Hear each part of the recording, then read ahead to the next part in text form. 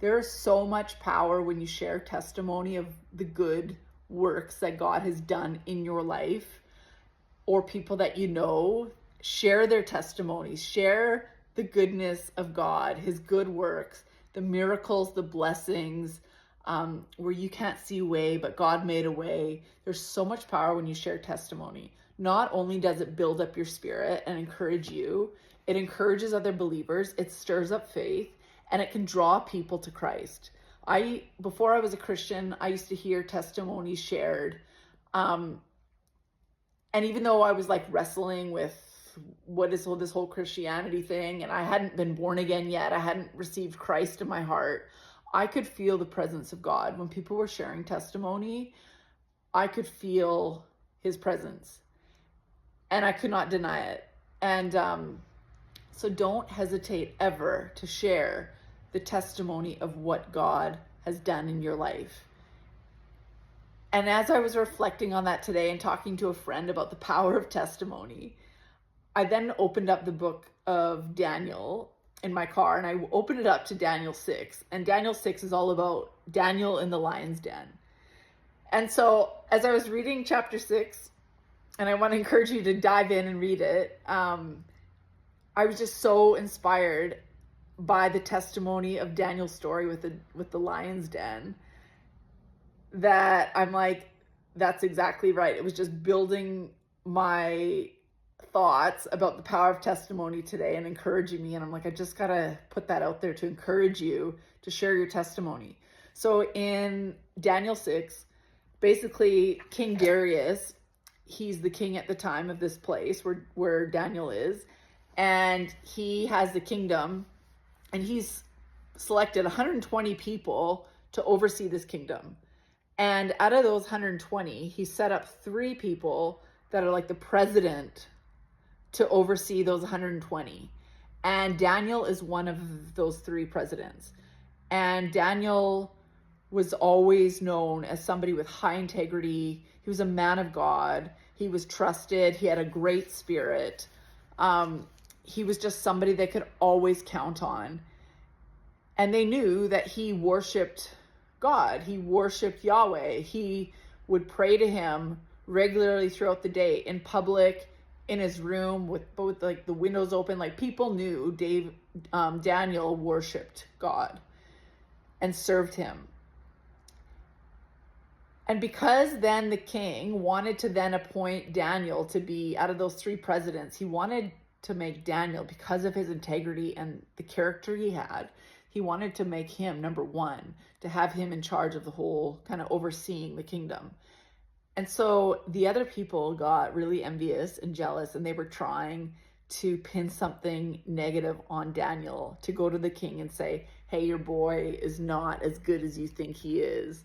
And they couldn't find anything. They were watching him, and they could not find anything, because Daniel was a man of integrity. And so they made something up.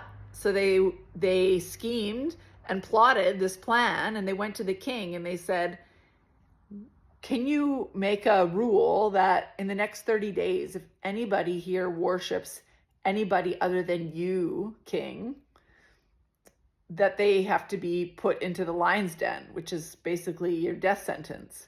And the king thought, oh, I don't know. But then he said, okay, he wrote it down and said, in the next 30 days, if anybody worships anybody other than me, you're going to the lion's den. Daniel never stopped worshiping God, Yahweh. He would not worship the king. He worshiped God, God alone. And so people knew that he would do this. So right away they went to the king and said, Daniel has been worshiping his God, not you. And the king did not want to put Daniel in the lion's den. He did not want to. He was wrestling with it. But they said, you wrote this down. You have to hold your word. So the king said, okay. So he ordered Daniel to be brought to the lion's den. And then it said he could not sleep. The king could not sleep. So when you're doing things that are not of God, you do not have peace. And so be mindful of that. When it's not of God and it's not his plan, there's no peace in it. And so the king can't sleep. Daniel gets thrown into the lion's den. And sure enough, angels show up to close the mouth, to like hold it off. I don't know if this is exactly, but he like stops the lion from attacking him and stops him from being able to like basically eat him alive. And so the king, as soon as he gets up in the morning, rushes over to the lion's den, and there he sees Daniel alive. And Daniel shares a testimony that my God rescued me. And the king had actually said that before that last evening to him. He said, basically, I hope that your God, who you serve and worship, shows up and rescues you, because he cared about Daniel. He didn't want Daniel to die.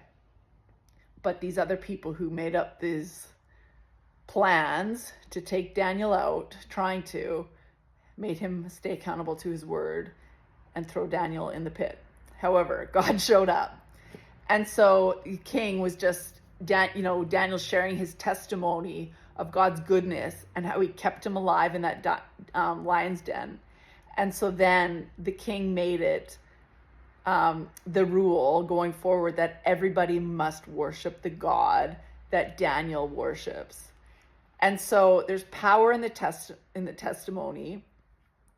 Also, just knowing that there's peace when you know that you're walking with God, that you're honoring God, that you're being obedient to the word. There is peace. You are not at peace when you're out of alignment with God. So pay attention to that. But just trust that if you're walking with God, worshiping the God, not turning away, not worshiping any other gods, no idols, keep your eyes on Christ, worship God, God alone, share the testimony, and have that integrity. Like when you're walking that out, you stand out. You become so noticeable to other people. Like there's something different about them. They don't change their ways in different environments. They are the same. We can trust them. They have an incredible spirit about them. So it's just so encouraging to model that, but also share the testimony of the miracles and the goodness that God does in our lives. So I hope that encourages you. Dive into the book of Daniel, read Daniel 6 about the lion's den, but just continue to dive into the word. Let it transform your mind and build up your spirit. You'll read so many testimonies in the Bible. It's just so encouraging. So be blessed.